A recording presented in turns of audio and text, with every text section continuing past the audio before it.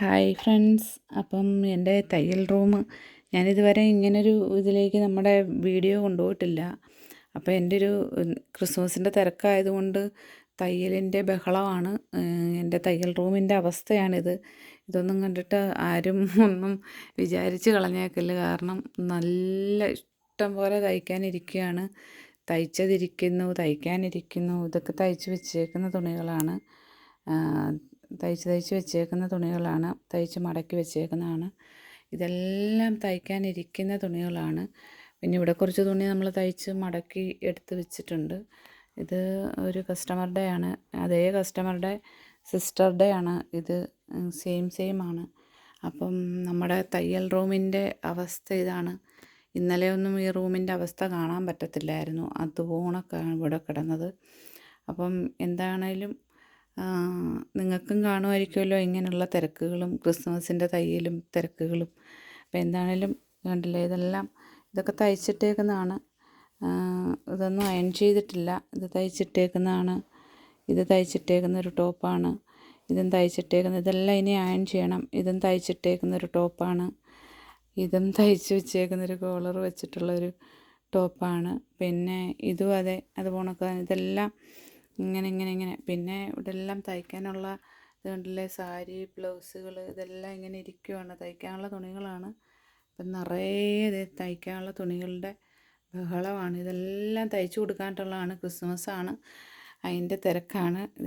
ഇവിടെയൊക്കെ നിറഞ്ഞ് തുണികളിങ്ങനെ തയ്ക്കാനായിട്ട്. ഇത് ശരിക്കും എൻ്റെ തയ്യക്കടയല്ല, നമ്മുടെ ഷോപ്പല്ല, ഇത് വീടാണ്. ഇത് വീട്ടിലെ അവസ്ഥയാണ് ഞാൻ ഈ കാണിച്ചത്.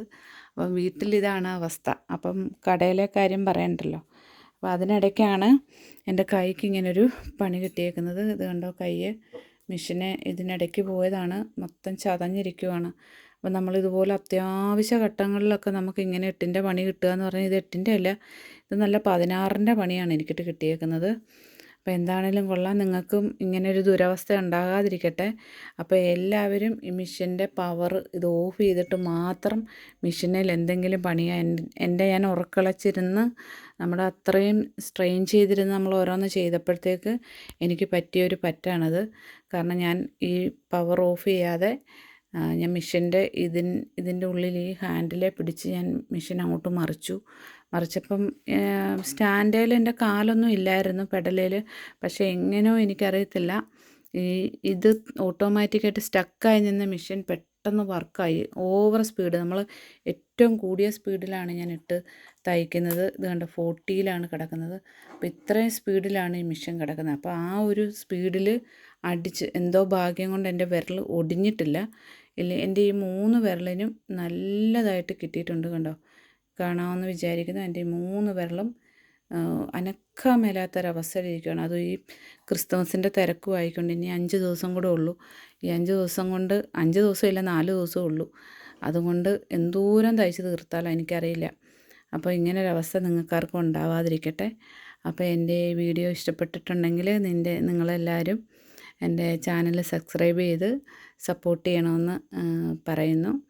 അപ്പം ഞാനങ്ങനെ ഫുൾ വീഡിയോ ഒന്നും ചെയ്തിട്ടില്ല. അപ്പം ഞാൻ യൂട്യൂബിൽ പുതിയതാണ്. ഇനിയും നമുക്ക് തയ്യൽ സംബന്ധമായിട്ടുള്ള കുറച്ച് വീഡിയോസൊക്കെ ഇടണമെന്ന് ആഗ്രഹമുണ്ട്. പക്ഷേ ഇപ്പോൾ തിരക്കായതുകൊണ്ട് മാത്രമാണ് നമുക്ക് വീഡിയോ ഒന്നും പിടിക്കാൻ പറ്റാത്തത്. ഒന്നാമതേ വീഡിയോ പിടിച്ചു തരാൻ ആളില്ല. രണ്ടാമത്തെ കാര്യം എന്ന് പറഞ്ഞാൽ നമുക്ക് ഒന്നിനും സമയമില്ല. അറിയാമല്ലോ, ഒരു വീഡിയോ പിടിച്ചിടുക എന്ന് പറയുമ്പം വീഡിയോ ഇടുന്നവർക്ക് അതിൻ്റെ ബുദ്ധിമുട്ടറിയാം. അപ്പോൾ അത് കാരണം നമുക്ക് പിന്നീട് നമുക്ക് നല്ല നല്ല വീഡിയോസൊക്കെ ഇടാം. ഇപ്പോൾ അത്യാവശ്യം ഷോർട്സൊക്കെയാണ് ഞാൻ ഇട്ടുകൊണ്ടിരിക്കുന്നത്. അപ്പോൾ എല്ലാവരും എൻ്റെ വീഡിയോ കാണണം. താല്പര്യമുള്ളവർ കാണുക, സപ്പോർട്ട് ചെയ്യുക. ബെല്ലൈക്കൺ കൊടുത്ത് ഓൾ എന്നുള്ള ഓപ്ഷൻ കൊടുക്കുമ്പം ഞാനിടുന്ന വീഡിയോസ് എല്ലാം നിങ്ങൾക്ക് പെട്ടെന്ന് കിട്ടുന്നതായിരിക്കും.